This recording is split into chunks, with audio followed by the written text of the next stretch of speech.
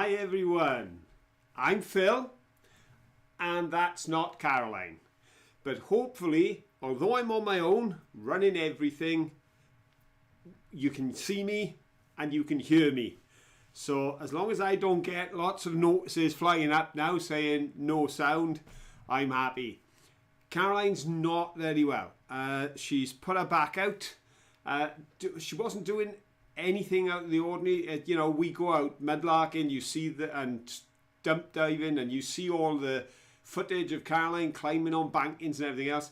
Today she was simply walking across the office and her back went like that. She'd been just doing a few things, pottering around, and the next thing she knows, bump, she's had it.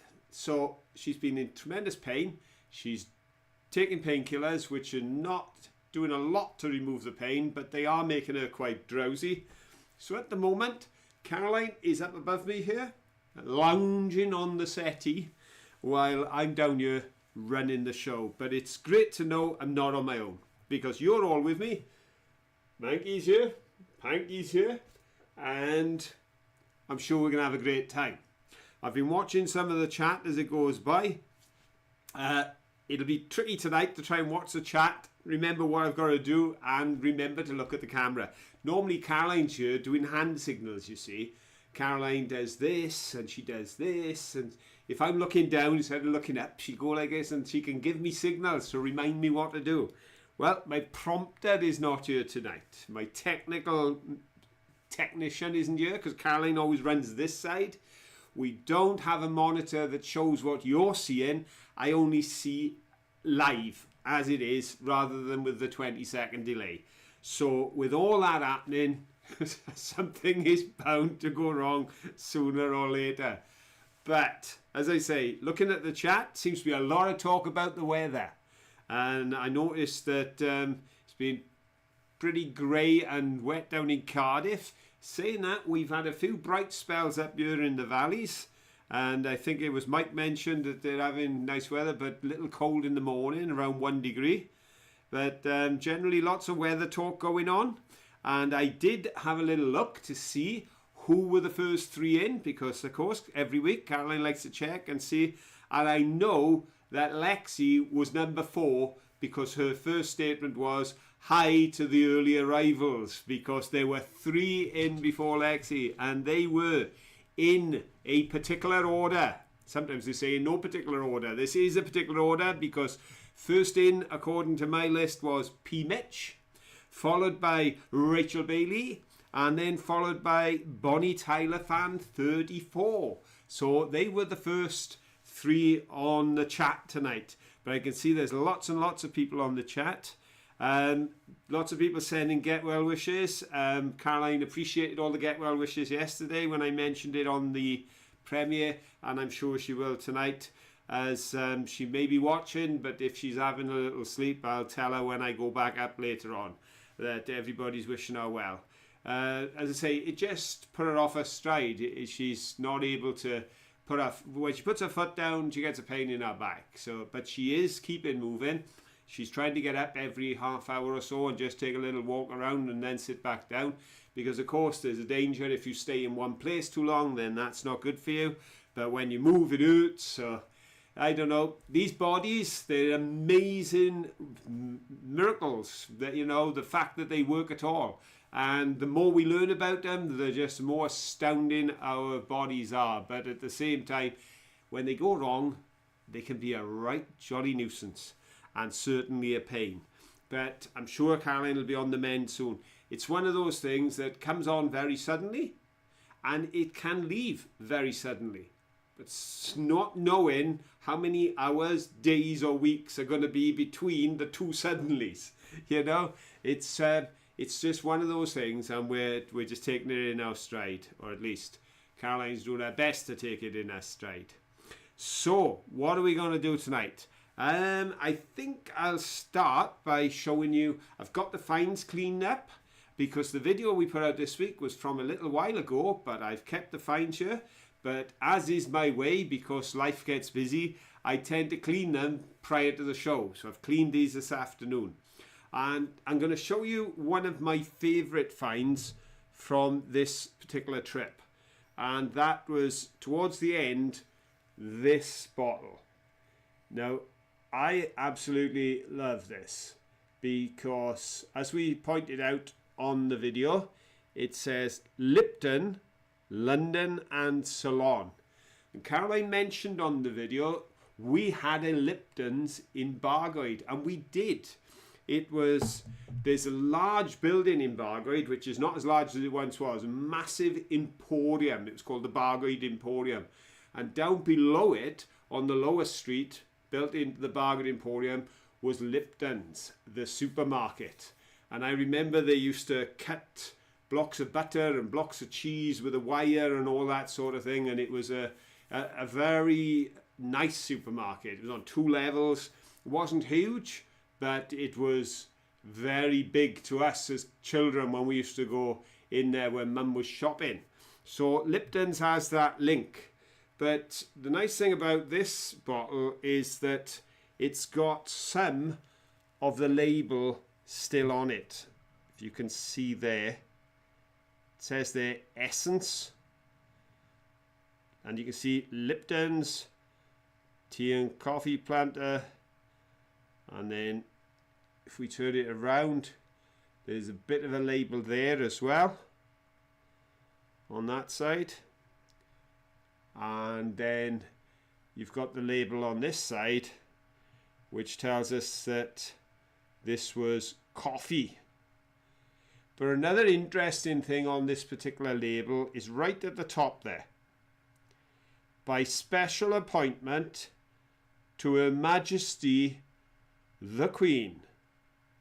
So that means this bottle is most certainly Victorian. Has to be, because if it wasn't Victorian, it's too old to be Queen Elizabeth. That'd be 1953. So it's got to be Queen Victoria, which has taken us back 120 years plus. And to think that the label is still there with that insignia on, by appointment to Her Majesty the Queen, I think that is beautiful. I just love it. I just love the idea of being able to hold history in your hands, and that certainly has a lot of history. A lot of history. And you can also tell its age. If it had no labels at all, we would have had a good idea of its age, wouldn't we, folks? All those out there that watch regularly, by the way the bottle has been made. Because the less well made the bottle, generally, the older it is. So there we go. I wanted to show that one up front first because it's my favourite. Now, I'll show you another find now, and this find will lead us into our first question this evening. I hope I'm not missing too much down there in the chat. See, the temptation is to read the chat, but if I do, then you're looking at the top of my head all the time. So I've got Ed's mentioning, Carrefour in Caerphilly. Yeah, I remember when Carrefour opened. Yeah, that was quite an amazing thing. They opened 2 French hypermarkets, one in Bristol and one in Caerphilly, and it was a big deal. We'd never seen a store like that. It's gone now. I think Asda's are there now. But Caroline and I still love to visit the hypermarkets, whether it be Carrefour, Leclerc, or what's the one we go to? Cora, I think, C-O-R-A. That's down in Soissons. That's the regular big supermarket that we visit. So, talking about supermarkets. Opening first question is, what's the modern name for Ceylon? Oh, sorry, Lexi, I may disappoint you there. But the first question is linked to this particular find.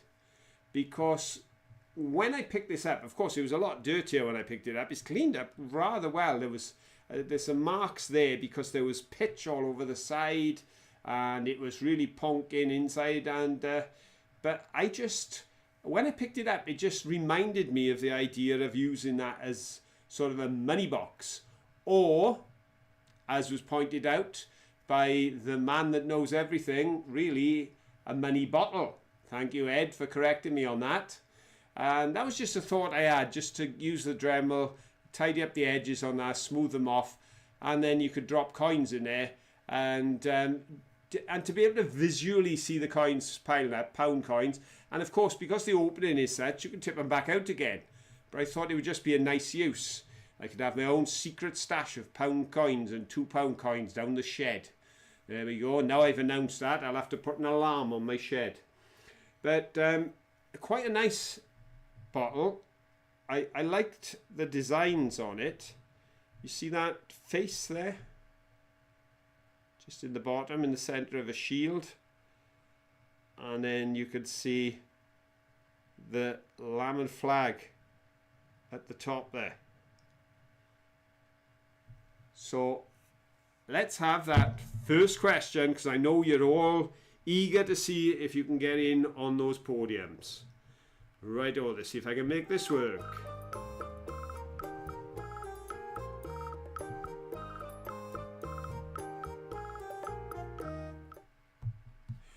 Righto, folks. On this bottle, I showed you a few symbols, but the top one that I mentioned on the film is of the lamb and flag. You can see a lamb carrying a flag. Now, the lamb and flag symbol appears in all sorts of places, including numerous public houses or pubs around Britain. But my question is, where are the origins found of the lamb and the flag? Is it A, the Bible, B, Greek mythology, or C, heraldic symbols? Go! Here we go, here we go. What do you think, folks? Where does the origin of the lamb and flag come from? If you think it's from the Bible, that's A. Greek mythology is B. And heraldic symbols, that is C. Where do you think it originated? Here we go. Let's have a, ooh, got lots of answers coming in.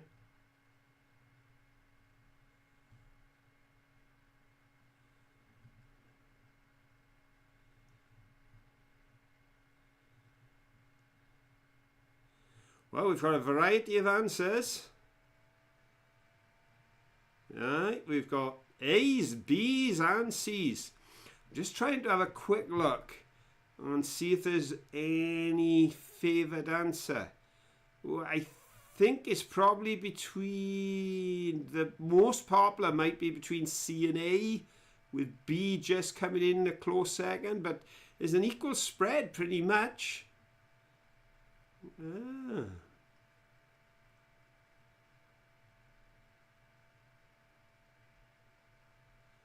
Right. Well, we have got a load of answers in. So let's have a look. I'm being asked by Rufus. I haven't been in for a while. Come on, Phil. Rig it. I'm sorry, Rufus. There's only one way to get a podium place around here, and that's to be among the first three that gets the answer right. And I can tell you now, having a look, you didn't get the answer right. So all those who agreed with Rufus and went with B, that's not going to win you anything. Okay, because the correct answer is the Bible. Yep, it's based on the Gospel of John, when John the Baptist said, "Behold the Lamb of God who taketh away the sins of the earth." And that's where the origins are. The origins are in Christianity, taken from the New Testament's Gospels. That's the origin. But in fairness, it does appear then in heraldic symbols 1,000 years later. So it's quite understandable why people would think, I've seen that on a coat of arms. You may well have done, but it's people incorporating the lamb and flag in, but the lamb and flag was used as a symbol within Christianity before ever the heraldic symbols took over. So its origins are in the Bible. So that means the answer is A. And I'm looking down now. We've got B's and C's. And we've got an A from Colin Scott. So, Colin, that's a gold podium for you. And then Ian Davis, you're on silver, Ian. Says Colin on gold, Ian on silver. And I'm going down C, B, C. And there's an A. Yep, it is Rachel Bailey. Well done, Rachel. So it's Colin, Ian and Rachel. You take the first 3 podium places on tonight's show. And as soon as Rachel Bailey took that 3rd place, we had a run of 3 immediately after. We had 4 come in together. Rachel Bailey was the first of them. Then Bonnie Tyler fan, Ribble Finds and Crafts, and Sharon Paget, all at A, just split seconds apart. But Rachel took that last podium place, and I know there are a few other A's further down the list. So there we are, folks. Lamb and Flag. It's from a biblical reference in the Gospel of John. It is associated with Christ himself, also associated with John the Baptist, because he was the one who made the statement. So when you see it in a Christian context, it may be on the church of St. John the Baptist, or it could be shown on a church representing Jesus himself. So there we go. How you know. Okay, right then. That's this. And now I've looked at the answers. Now I've got to move that back down, haven't I? Otherwise I'll lose all the... Oh gosh, we're a lot of chat. There we are.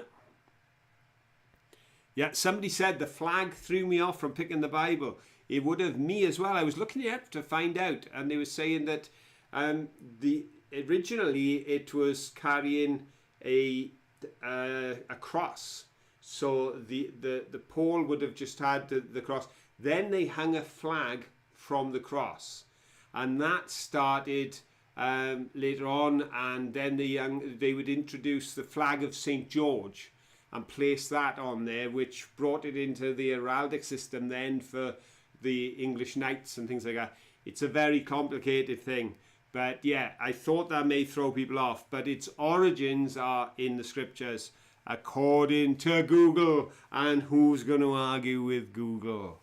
There we go. Rightio. If anybody does need to get my attention, as Caroline says, put a big row of smiley faces or something, and if you use capitals, I won't think you're shouting at me, and I'll do my best to keep one eye on there in case there's anything being asked.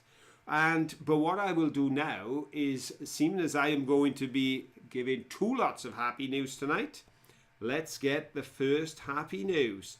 Because let's be honest, there's an awful lot of bad news around, so hopefully we can share some happy news tonight and put a smile on your face.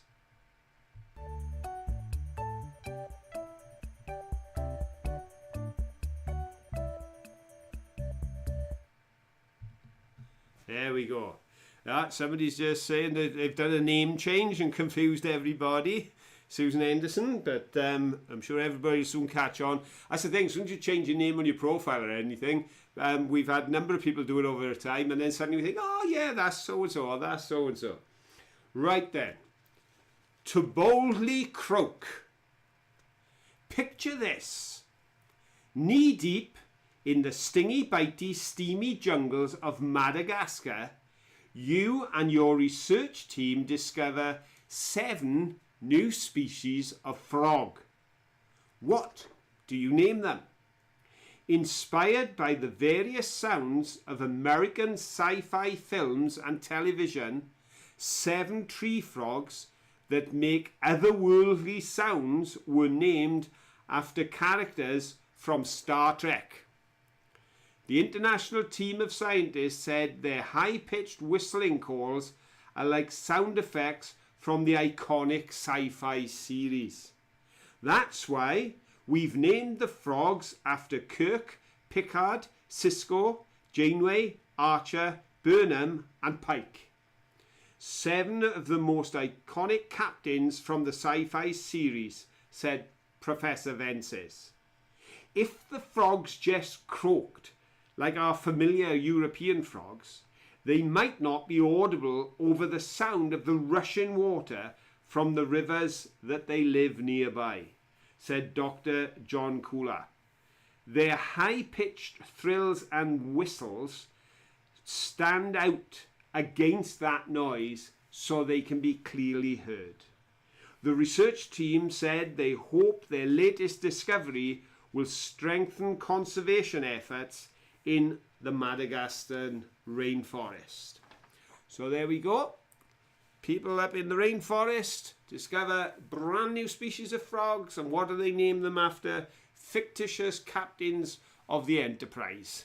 Well, it's different, isn't it? And when I was reading that article, they were saying that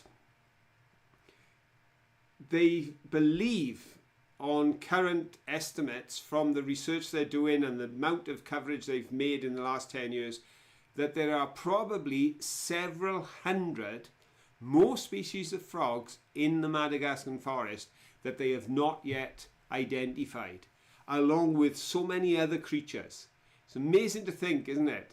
You know, with all of our technology and sending probes off to Mars and landing people on the moon, there are still thousands of species on this planet that we haven't yet found, which put alongside the fact that there are also thousands of species on the planet that are disappearing fast. It's a very complicated world we live in, but it's an amazing world. And to think that those frogs have developed the ability to whistle rather than croak, because the sound of a croak would never be heard above the noise of the jungle rivers. So they've adapted to their environment, which is amazing. Amazing. So there we go. Little bit of happy news here. All to do with frogs, Madagascar rainforests, and the Starship Enterprise. Who'd have ever thought those three things would be linked in one go? Let's have a look. What else have we got on the table for you to see tonight?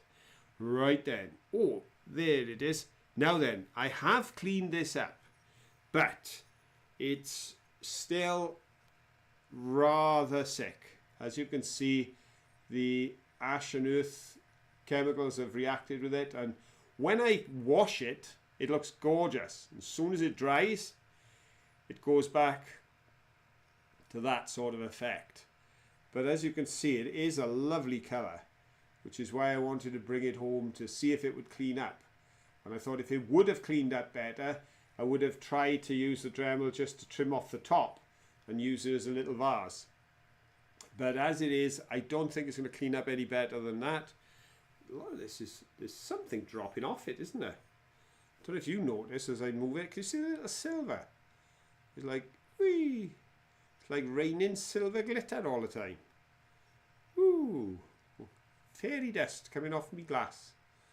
But that was that I spotted, and it, as Caroline showed it up against the sun, it was absolutely beautiful. The colour on that is such a gorgeous green, which is hard to see at the moment because obviously the light is over there at this point, so it doesn't show through. But take it from me, and if you don't believe me, check the video again and it'll probably look better on there being held up to the sun. One of Caroline's finds that kind of stole the day. I found the first pipe bowl, but Caroline pipped me to the post because her pipe stem was certainly one of the best we found. There we go, it's a full stem. You can see the end there. And if I move it along, that there is almost like a colonnade effect. You can see the pattern there.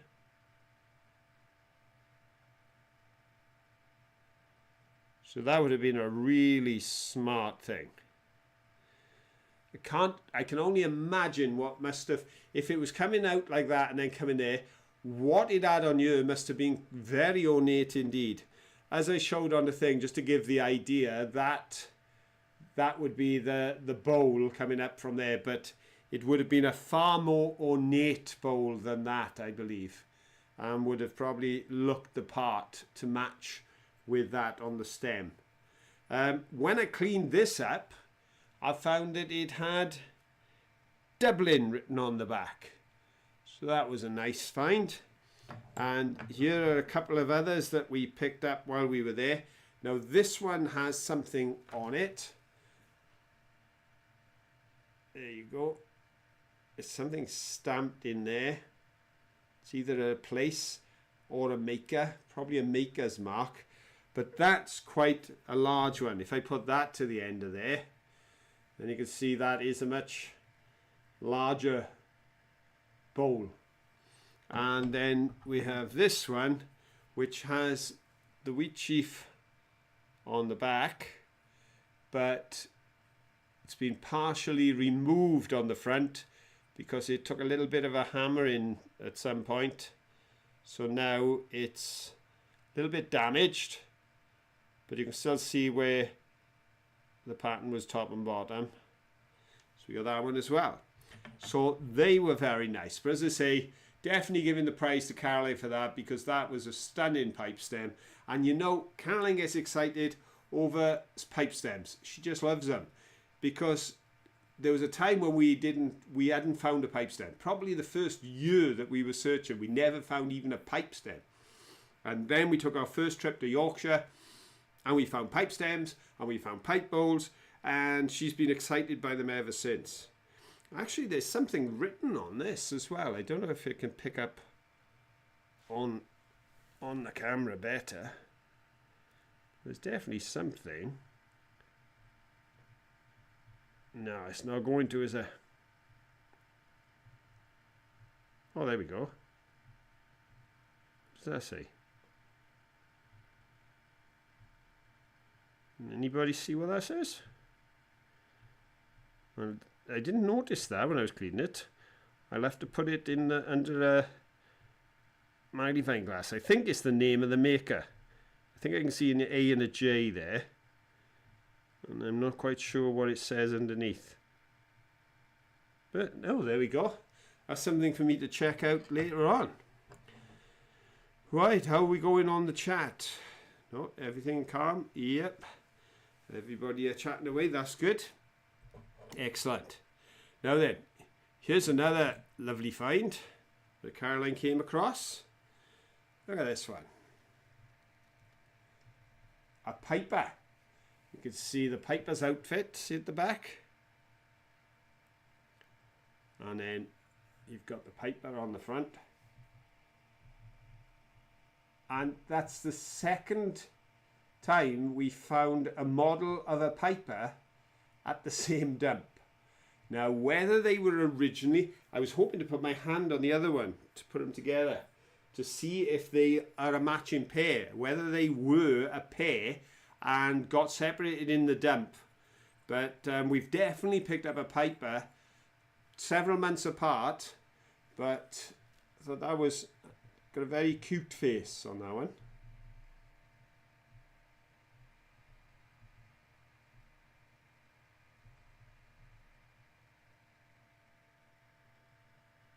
There we go. Managed to get it in focus there. So, okay folks, I'm now going to give you a question about a find. As you know, all the questions we try to link to the video, but this is a find that I didn't bring home. Okay, let's have a jingle.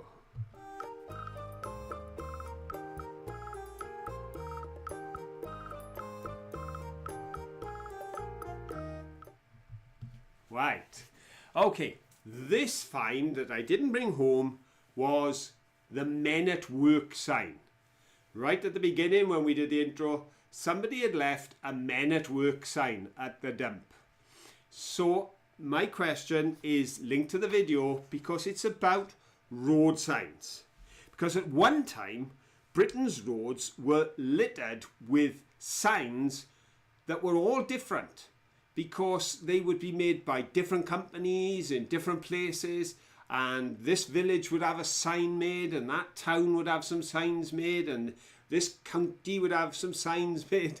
So it was chaos as the networks joined the roads together, because they had no way of having a uniform system of signage. But thanks to the work of a graphic designer, Jock Kinnear, and his assistant, Margaret Calvert.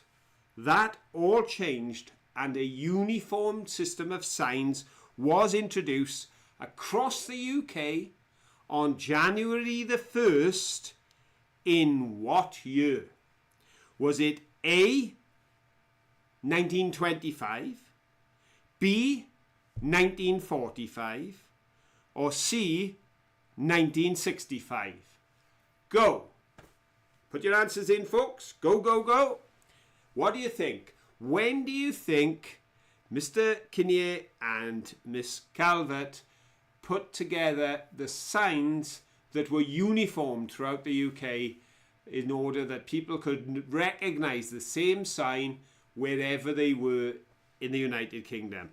Do you think it was A, 1925, B, 1945, or C, 1965? Right. Oh, well, we got lots of answers coming in. Lots and lots. Yep, indeed. And I would say that the correct answer is, by a small margin, the most popular answer on the board. So, here we go. Thank you for your encouragement, Christina. Just noticed your heart and thumbs up saying I'm doing a good job. Thank you very much. I'm doing my best. And I'm glad that you enjoyed the show. Right. Okay. Let's have a look who got it right. The correct answer is 1965. And just as an aside, Margaret Calvert, who was the assistant to Jock Kinnear, who was at that time the foremost graphic designer in Britain, she based the little girl on the school sign on herself when she was young, and on the sign for a farm, she based the cow on a cow that she knew when she was young. So she introduced little bits, so all of her life, because she's still alive today. Mr. Kinnear passed away a few years ago, but she's still alive, and every time she drives down the road and sees a sign for children crossing, then she can see the image that she created. So who got it right? Let's have a look. We're going for 65, which is C. Let's make sure I'm right at the top of the answers before I get in trouble. So the first C in. Gold podium to Sharon Paget. There you go, Sharon. Gold for you. Then we've got a couple of B's. We've got a few B's. I thought B might catch people out because they had tendency to think perhaps they introduced them directly after the war. But it was in 1965, so we've got to keep going past the B's to get to the next two C's, which are Rufus Williams takes a silver and Beata Heinz takes the bronze. So it's Sharon, Rufus and Beata, you've got the podium tonight in order: gold, silver and bronze. So well done to you. And well done to everybody who got it right, because there were quite a few correct answers as we go down the list. And thank you to everyone for having a go, because in all honesty, this would be a rather weird quiz if nobody tried to guess the answers. I enjoy setting the questions because I know you're all going to join in and have a bit of fun. And that's what tonight's all about. That's why I was determined to put on the show, even though Caroline's not feeling well, because it is all about giving an opportunity for you each to catch up with the other, have an hour, find out how everyone's doing, and hopefully enjoy a little bit of conversation in the chat and a little bit of fun as well. Okay, what have I got to show you next? I tell you what, here's something we pick up from time to time, and we did again this time, and that's a broken pot. Because it's surprising how neat these can look if you arrange a few together and then just put some soil in them and just put a few little plants to grow, and they really do look nice. I like them, especially if you can then put them somewhere in a little corner in the garden which you wouldn't normally plant up, perhaps on the edge of a wall or something, So we tend to pick these up if they kind of catch our eye and we've got room in the bag, they go in. And the one advantage we had on this occasion was we didn't have to ford a river and walk a mile. So we were able to pick that up. Saying that, mind, I didn't have to bring back some big things from across the river too, and we'll be sharing those with you in the not too distant future, because I know we've put out a video from across the river while we were away, because we were up at Max's birthday. Thank you for all those who sent greetings to Max. Max was 6, so we were up there with them and couldn't do the live show, but we did put out the premiere, and I hope you enjoyed that trip. I know from the comments so many of you did, so that's great. But yeah, those little pots, I wouldn't put it in if I didn't have the room, but if I got the room, they just scrub up nice and they go well. Then we've got some smaller items. Now, we often pick up pots, you know, for marmalade and the such like, but we don't often get them that size. So although that's had a bit of a rough time, as you can see, he's got a chip out there, he's got a crack down there and a few dings around. I still think he'd look nice. What I'm thinking is, even like here, I've used a little Bovril jar to display some of our best pipes that we picked up. Remember, we showed you on the last live show these pipes that we'd collected, and that one's got the fleur de lis on it, that one's got a lovely pattern on it, and this one as well has got a lovely pattern to it.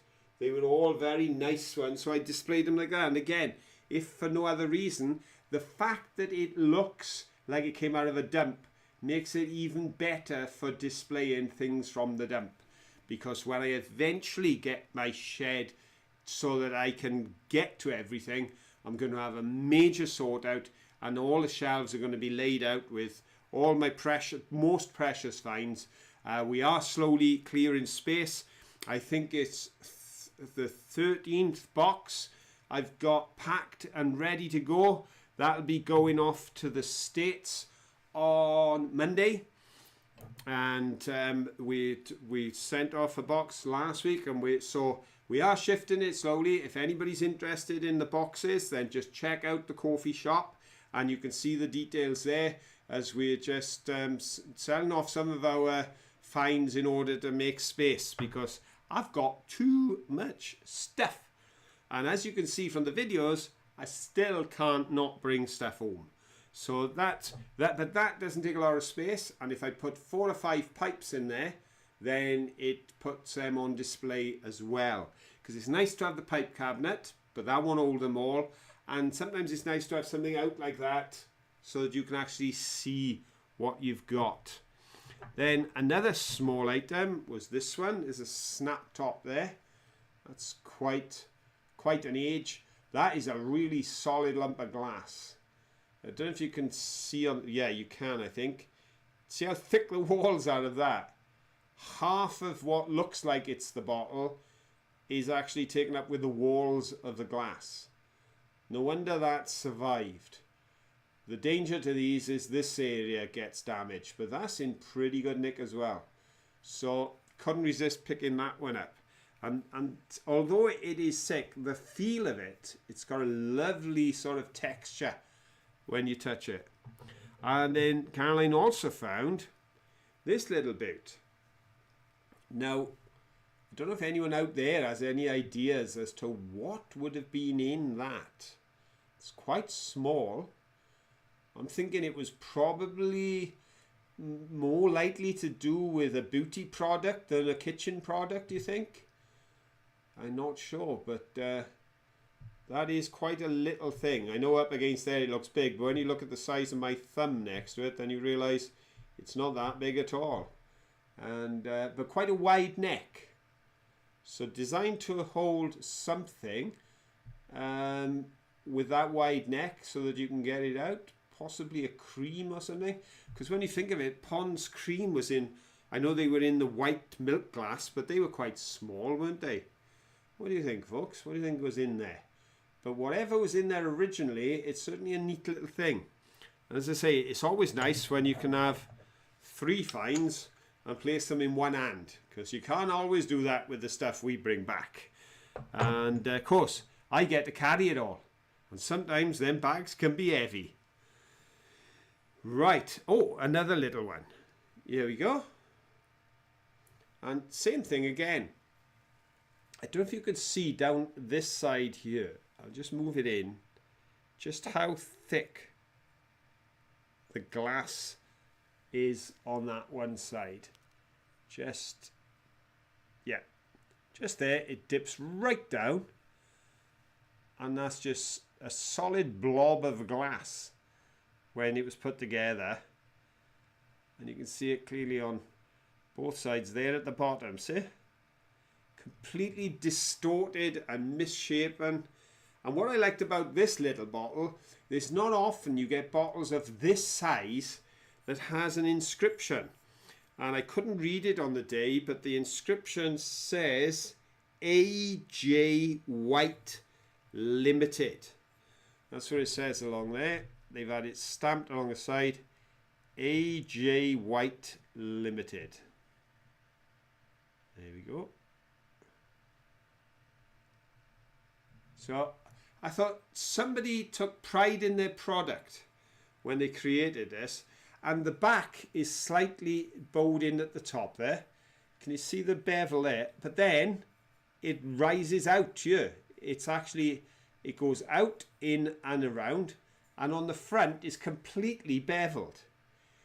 This must be the most rubbish pressed bottle on the planet.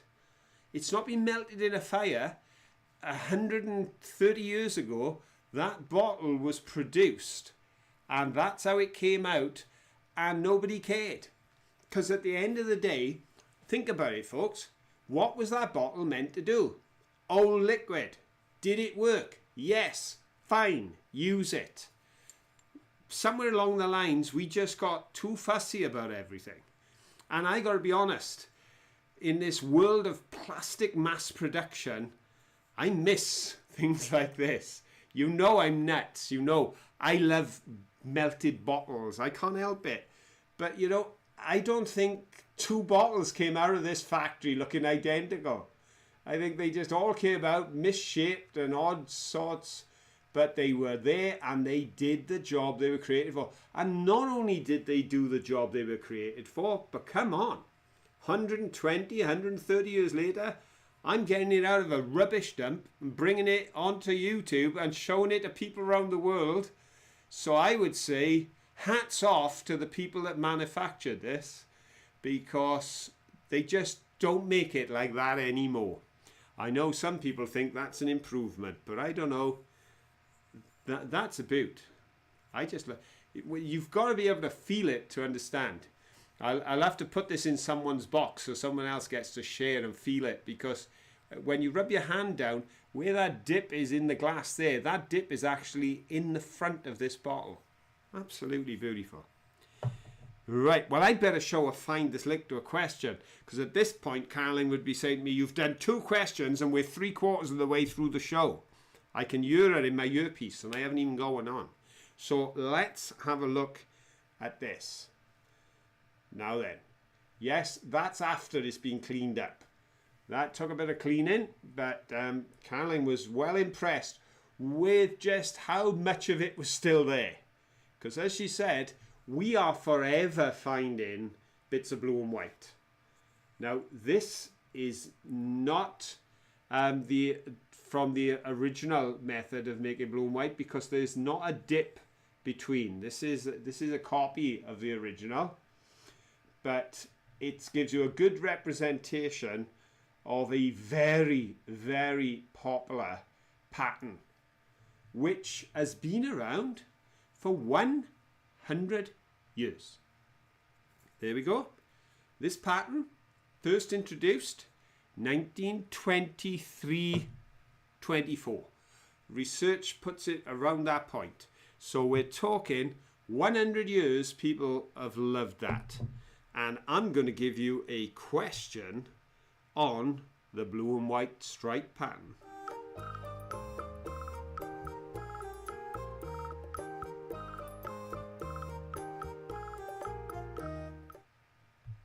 Okay, folks. Rightio. The famous blue and white striped kitchenware has been around for a century, as I say. My question is, where was it first produced 100 years ago? Now, there have been many copies over the years, but where was it first produced? Was it originally made in A, Cumbria, B, Derbyshire, or C, Cornwall? Go, go, go, go. There you go, folks. What do you think? Do you think the original blue and white stripe patterned kitchenware was produced 100 years ago in A, Cumbria, B, Derbyshire, or C, Cornwall? What are you thinking? Right, the answers are coming. Oh, yes. Oh, we've got one answer that's extremely popular. Extremely popular. Yes, it is. Oh, is there going to be an upset, or have we got lots and lots and lots of correct answers? Right. Ooh.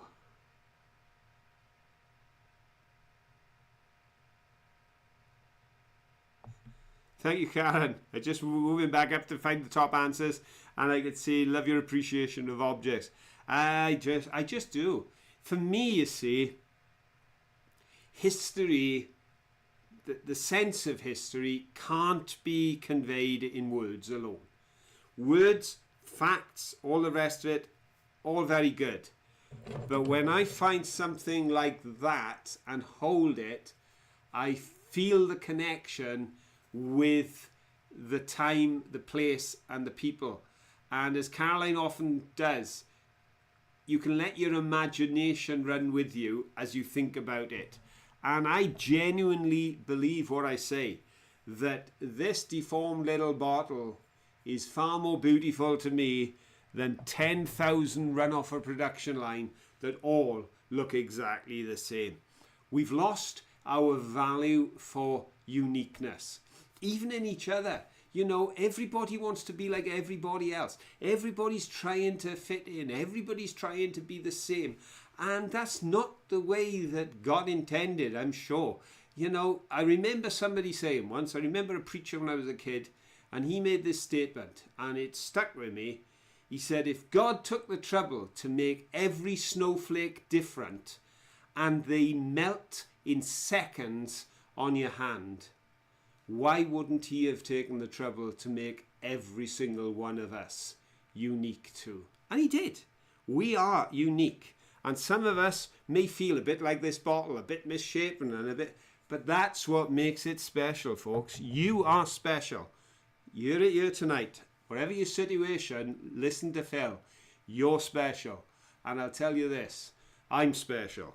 And I know there's some people who may find my specialness rather annoying, but we are who we are. And being unique is something wonderful. Okay. Shock news, folks. The most popular answer in by a mile was C, and it's wrong. Oh, everybody's shouting now at me saying, no, Phil, it's Cornish ware. You're absolutely right. It's Cornish ware that was made 100 years ago in Derbyshire. Because it is said, and the company used this story in their advertising in the 1930s, so it could be true, or it could just be one of those little romantic things that comes around, but it is said that a member of staff at the pottery in Derbyshire came up with the idea of the white and blue and said it reminded them of a trip to Cornwall where they saw the breaking of the white waves against the blue sky. So they named it Cornish ware, but it was made in Derbyshire. And it's only in recent years have they started producing it in Cornwall because, of course, because it's called Cornish ware, everybody wants to go to Cornwall and buy a bit of this. So there we go, folks. It is Derbyshire, which means we're looking for B's among the C's, which first one goes to Beata Hines. Beata, you've got yourself a gold this time for knowing Derbyshire. And then we got to go down and we've got Ribble Finds and Crafts. Well done there, Steve. And where's the next one? Stephen Webb. There we go. So it's Beata, Ribble Finds and Stephen Webb. You have got the gold, the silver and the bronze. Excellent. So there we go. Little bit of news for you. I knew that would catch a lot of people out, because how can you have Cornish ware made in Derbyshire? Now you know. The blue sky and the white waves, the breaking of the waves in Cornwall. That's what a member of the staff said this reminded them of. So they called it Cornish ware. And boy, did it take off. Because even today, it's a very popular pattern.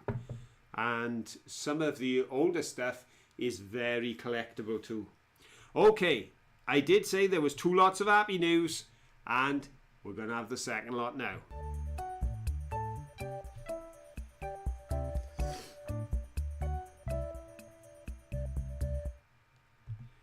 Here we go. Happy news number 2. Are you ready for some happy news, folks? Senior citizens life savings lost. That wasn't easy to say. I've been going for 50 minutes and I'm starting to run out of steam. A Massachusetts senior lost an envelope containing $12,000 at a supermarket. Returning home from grocery shopping at the local market basket, 71-year-old Ha's heart dropped. The envelope of cash was nowhere to be seen. Ha called her nephew, who took his aunt back to the market basket to look for the cash. But despite checking everywhere she'd gone, their search yielded nothing. And even when the store manager checked the security cameras, it turned up nothing. There was no record of her without the envelope or seeing it being dropped. Giving up, they headed back to their car, when suddenly the manager and another man came running out to meet them. The manager explained that this man, named Skip, was in the store saying hi to his girlfriend who worked there when he spotted the envelope, took it to the information desk, and every last dollar was accounted for. Once home, Ha decided to return to the market basket the next day and give a cash reward to Skip. She left $300 with his girlfriend as he wasn't there at the time. They also posted this on Facebook. It takes a special kind of person to do something so honest and selfless. And Skip, you are a true example of integrity and compassion. Thank you, Skip. You've touched more lives than you know today. Isn't that lovely? Isn't that a heartwarming story of somebody doing the right thing? You know, it's so easy to think, yes, well, that's what you should do. But on the other hand, when you're faced with an envelope with $1,200 in, that's the moment when you know that you'll make the right choice. You can believe it, but then you know it. And Skip did just that. Now, I'm sure that some people out there may be wondering, what on earth was an old lady doing with $1,200 walking around a supermarket? Well, it turns out, because I've read the backstory, that this lady, this was her life savings. This was every penny she'd gathered together over the years in order that she could leave an inheritance for her children and her grandchildren. The sum total of her life savings was in that envelope. But being old school and having been brought up in a part of the world originally before moving to the States where fear of loss was significant, she felt the only way to keep it safe was to carry it with her. Everywhere this lady went, she carried it with her. She never left it in the house. Somebody may break in and steal it. She carried it with her. And then that day, she lost it. I'm sure now that money will be in a savings bank somewhere, earning a little bit of interest, so that if at any point Ha runs into difficulties, she's got her nest egg. But if not, she can fulfill her dream and leave something for her children. But of course, her dream turned to a nightmare when she thought she'd lost it all. But thanks to Skip and his honesty, his integrity and his kindness, an example to everyone, and turned the story around. Right then, let's have another question, because I don't know, it's obviously me who does all the talking, not Caroline, because we're going to run out of time again.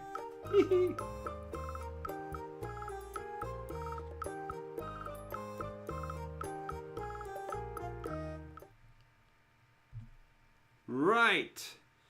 Okay, folks. This pot, as I said on the day, that is what I call ridged pottery. You can really feel the texture of the sharpness of the ridges on that. And so I brought it back because I thought that'll be a nice pot for someone. But on the bottom it says, Malin, Newcastle. The question is simply this. What did Malins of Newcastle make? Was it A, potted meat paste? Was it B, marmalade? Or was it C, pots? Go, go, go, go. What do you think, folks? Do you think Malins were a company that made potted meat paste? Do you think Malins were a company that made marmalade? That would be B. Or do you think that Malin actually was the company that made the pot? That would be C. Right, they're coming in, Oh, we got... There's one or two of one answer. There's quite a lot of another. There seems to be an even split on two. We've got a variety of answers tonight. Well, at least we're guaranteed that we're going to get 3 correct ones if we've got that many in the variety. We've got, in the first 5 answers, we've got all 3, so let's have a look how we go. Actually, Malin is quite a famous pottery who made their fortune by being among the first to make factory-produced pressed pots. And for all those who went with marmalade, you have my sympathy, because this pot probably held marmalade, because that's one of the products that they produced for. But whereas Hartley's puts their name on the bottom and they produced the jam, Malin's put their name on the bottom because they produced the pot and they were proud of it. So there we go. The answer is pot. So we're looking for a C, and I know there are some. In fact, the very first answer in tonight on this one was correct. It's Sharon. Sharon Paget, you've got gold. Then we've got to come down a bit because we had a few people went with the old marmalade. And then we've got C again from Laura Sully's Creations. Ed went to the trouble of writing the word marmalade. No prizes for that, Ed, because it wasn't right tonight. Then we got a lot more B's and A's. And oh, she's back again. Rachel Bailey as Pip Ribble finds with the C and got that podium for the bronze. There we go. So Rachel, you were on bronze. We've got Laura, you're on silver. And the first answer in was Sharon. You got the gold. Well, ever so well done. Ever so well done indeed. Well, our time is gone. And we still have to answer that ultimate question that always causes dissent in the crowd. I wonder, will we agree tonight, or will there be turmoil amongst the chatters? How many times? This is what we want to know, folks. How many times did you see Mankey this week? Go. Put a number in there. Let's have a look what number you come up with. I'll give you a clue. It's between 1 and 10. Rightio, it's between 1 and 10. What number are you going for? Just put in your number. If you're not sure, have a guess. Ah, Ed said I didn't count. Well, Ed, have a guess, my boy. Oh, they're coming in. Oh, they're coming in. Oh, we've got a 3, we've got a 5, we've got a 4, we got 7, we got 4, 5. Ooh, Ribble Finds and Crafts. 8. Let's have a look. Ooh.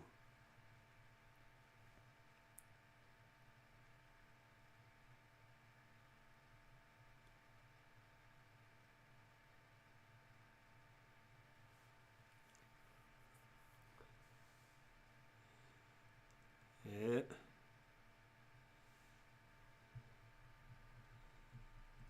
Very good. Yeah, 15 says.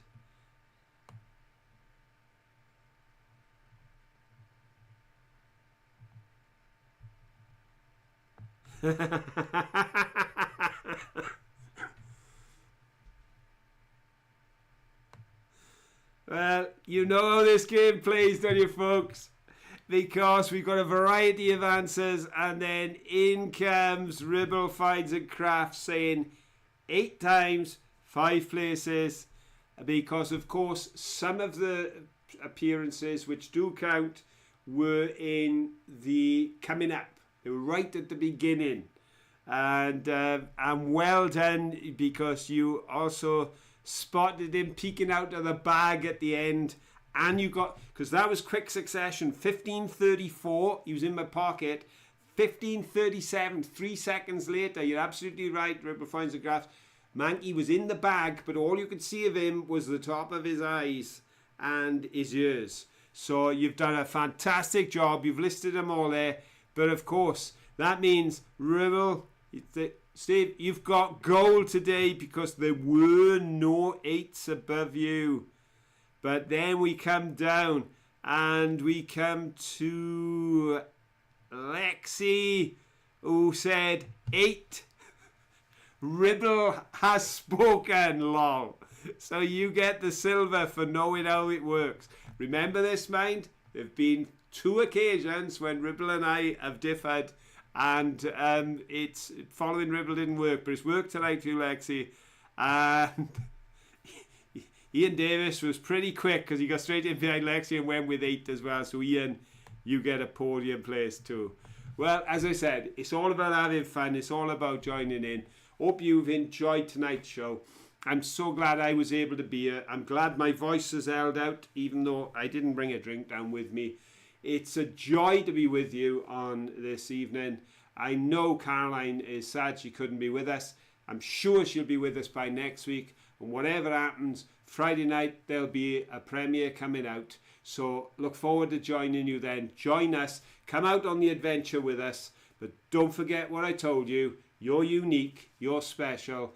And don't let anyone tell you any different. Folks, till the next time, have fun. Bye.